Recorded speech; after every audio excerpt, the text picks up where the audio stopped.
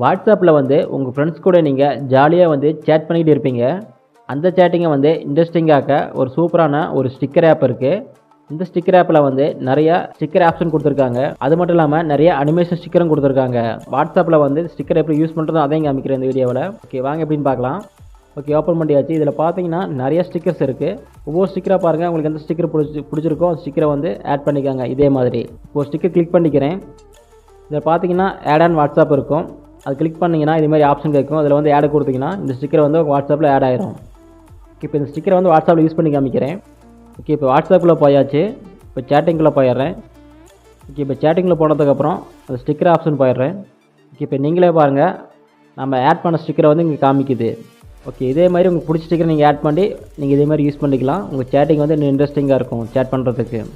Okay, இந்த video உங்களுக்கு பிடிச்சிருன்னு நினைக்கிறேன். அப்படி பிடிச்சிருந்தா மறக்காமல் என்னுடைய சேனலை வந்து சப்ஸ்கிரைப் பண்ணிக்காங்க.